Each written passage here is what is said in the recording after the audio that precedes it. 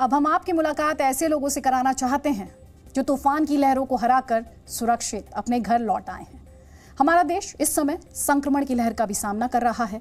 ऐसे में तूफान की लहरों से बचने वालों का अनुभव कैसे कोरोना काल में आपके काम आ सकता है, इसे समझाने के लिए आज हमने एक रिपोर्ट तैयार की है जो आपका मार्गदर्शन भी करेगी कि कैसे आप कोरोना काल में मुश्किल लहरों का सामना कर सकते हैं।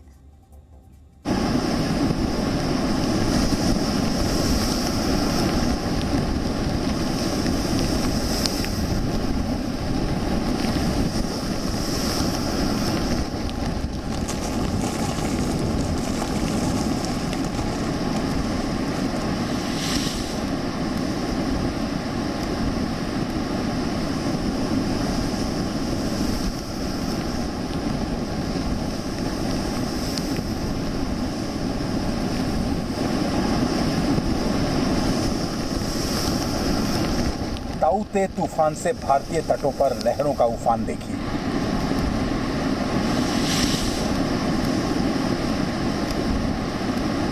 और सोचिए कि बीच समंदर में क्या भूचाल होगा।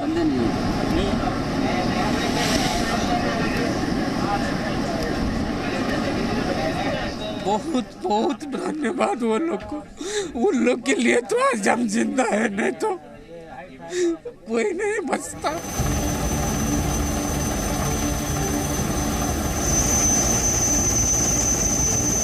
जब तूफान से हालात ये हो जाएं तो भगवान बनकर समंदर के तूफान से कश्ती निकालने का काम भारतीय नौसेना और इंडियन कोस्ट गार्ड मिलकर करते हैं।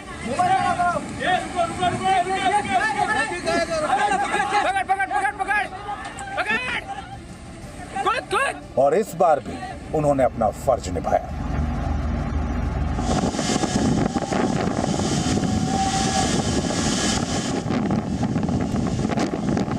रेस्क्यू किए गए 125 लोगों को आज मुंबई के डॉकयार्ड में लाया गया था। हम इस वक्त मुंबई में नेवल डॉकयार्ड पे खड़े हुए हैं। आपको जो तस्वीरें सीधे दिखा रहे हैं वो आईएनएस कोच्चि की तस्वीरेर हैं। आईएनएस कोच्चि लगातार 3 दिनों से जो अरब सागर में बार्ज P305 में तकरीबन 261 लोग जो फंस गए थे, जो रेस्क्यू जो वर्क था वो लगातार कर रहा था, और अब वो मुंबई के नेवल डॉकयार्ड पे आ गया है। इस वक्त अभी तक जो टोटल 184 लोगों को बचाया जा चुका है। जिस वक्त सोमवार को ये साइक्लोन आया था ताऊ-ते, उस वक्त इस बार्ज P305 पे 261 लोग मौजूद थे, और उनमें से अभी तक 184 लोगों को बचा लिया गया है। 2 और लोग हैं जिनको बचाया गया है, तो कुल मिलाकर 186 ऐसे लोग हैं जिनका रेस्क्यू किया गया है। आईएनएस कोच्चि ने बार्ज P305 में फंसे 261 लोगों में से 186 को बचा लिया। इस ऑपरेशन में 22 लोगों के शव बरामद हुए हैं, जबकि 53 लोग अब भी लापता हैं। उनकी तलाश की जा रही है। अगर आप कहेंगे मेरी संख्या के अनुसार पापा 305 के 185 लोग रेस्क्यू हो चुके हैं। अभी की अगर हम फिलहाल बात करें, रेस्क्यू ऑपरेशन जो है वो कंटिन्यू है। हमारे शिप्स, हमारे एयरक्राफ्ट लगे हुए हैं, एंड ये सिर्फ नेवी के ही नहीं, कोस्ट गार्ड और दूसरी एजेंसीज ONGC के शिप्स सभी लगे हुए हैं। It is a joint operation and it is not that only navy, others are also helping us. इस हादसे से बचकर आए लोगों को खुशी इस बात की है कि मौत के मुंह से बाहर आ गए, और सेना के शुक्रगुजार हैं कि उन्होंने उन्हें बचा लिया। बहुत बहुत धन्यवाद वो लोग को। उन लोग के लिए तो आज हम जिंदा है, नहीं तो कोई नहीं बचता। आपके बाकी साथियों की स्थिति के बारे में बता पाएंगे कुछ? अभी वो हमारा जैसा ही स्थिति है सबका। सर बहुत क्रिटिकल सिचुएशन थी, बहुत तूफान था, ऊंचे ऊंचे लहरी थे, बहुत ऊंची ऊंची लहरी। तो नेवी ने किस तरीके से बहुत नेवी ने, मैं तो नेवी को सैल्यूट करता हूँ सर। उस समय जब पूरा ठीक हो रहा था, हम लोग उधर से कूद गए, सब कोई कूदा तो चोट लगा। हालांकि जब रेस्क्यू किए गए लोगों से ये पूछा गया कि तूफान की खबर जब 2 से 3 दिन पहले ही दे दी गई थी, तो आखिर क्या वजह थी कि उन लोगों को सावधान नहीं किया गया या फिर वहां से हटाया नहीं गया, इस सवाल के जवाब में उन्होंने अपनी कंपनी पर गुस्सा जाहिर किया। अलर्ट दिया गया था या नहीं दिया गया था? अलर्ट दिया गया तुरंत, जब डूबने वाला था ना, तब अलर्ट दिया गया कि अभी लाइफ जैकेट पहनो, बाज डूब रहा है, आपको कूदना पड़ेगा। 3 दिन पहले जब ये वाली बात पता थी, 3 दिन पहले से पता थी कि वहाँ पे तूफान आने वाला है, आप लोगों को उस बात से हटाया क्यों नहीं गया था? वो तो कंपनी के ऊपर है ना, कंपनी हटाए तभी वर्कर हट सकता है ना। आपको क्या कहा गया था? आपको कहा क्या था? वो कंपनी वाला बोला था साइक्लोन आने वाला है, उसके बाद बार्ज इंचार्ज और कंपनी वालों ने कुछ रीजन नहीं लिया।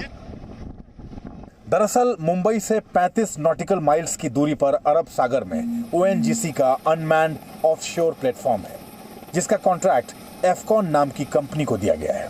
एफकॉन ने यह कॉन्ट्रैक्ट डरमास्ट एंटरप्राइजेज लिमिटेड नाम की कंपनी को दे दिया। बार्ज में फंसे ये लोग इसी कंपनी में काम करते थे। ONGC के मुताबिक तूफान की जानकारी कॉन्ट्रैक्टर कंपनी को दे दी गई थी, लेकिन बावजूद इसके इस चेतावनी को अनसुना कर दिया गया था। चेतावनी न मिलने की बात को नकारा नहीं जा सकता, क्योंकि कोस्ट गार्ड भी चेतावनी जारी करता है। तौते एक एक्सट्रीमली सीवियर साइक्लोनिक स्टॉर्म था। State administration, fisheries department, port department, tourism department हो या जो भी समुद्र में, हमने सबको island administration, offshore development area, flag officer defence advisory group, सभी लोगों को हमने इसकी वार्निंग्स बता दी।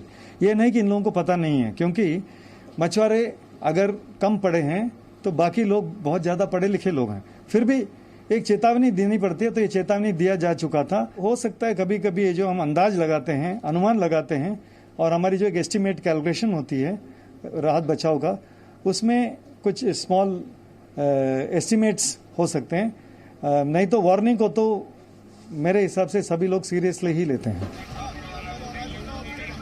चेतावनी को न मानकर सैकड़ों लोगों की जान के साथ खिलवाड़ किया गया।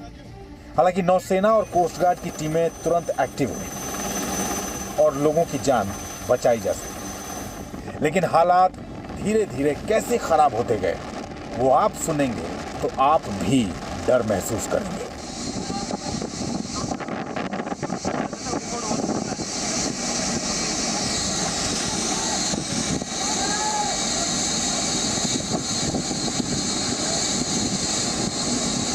जब वहाँ पे ONGC से बोला गया तो ONGC ने डायरेक्ट मना कर दिया, हम लोग कुछ नहीं करते। फिर नीलम से हमारे वो कांटेक्ट हुआ, नीलम ने हमको एक कोची बोट भेजा, जिसकी वजह से आज हम लोग जिंदा हैं। पानी वानी में भी रहे? कितनी देर पानी में रहे? 3.5 घंटे हम लोग पानी में सर्वाइव किए। 3.5 घंटे। क्या कॉन्ट्रैक्टर की जो कंपनी है उसकी तरफ से गलती रही? उसने जानबूझ के अवॉइड किया?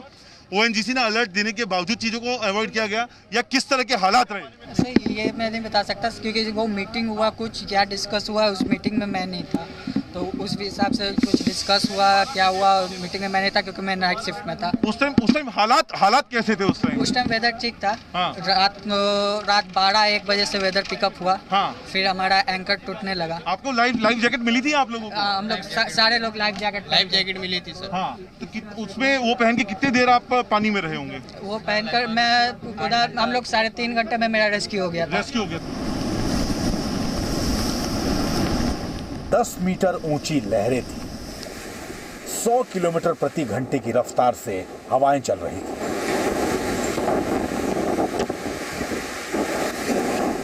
और लहरों पर तैरता बार्ज था, जिस पर 261 लोग मौजूद थे। कुछ कुदरत का रौद्र रूप था, कुछ इंसानी लापरवाही की जानकारी होने के बाद भी बार्ज समय से खाली नहीं करवाया जा सका।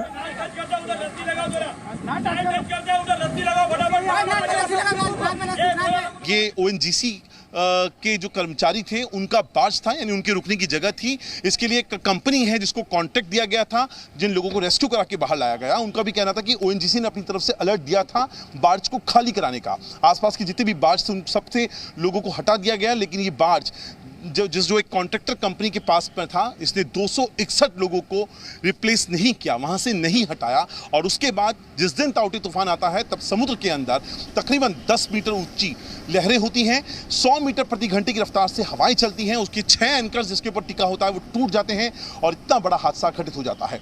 कैमरा पर्सन सादिक पटेल के साथ Ankur Tyagi, Zee Media, Mumbai. Presenting B News app, available on Google Play and App Store. Download it now.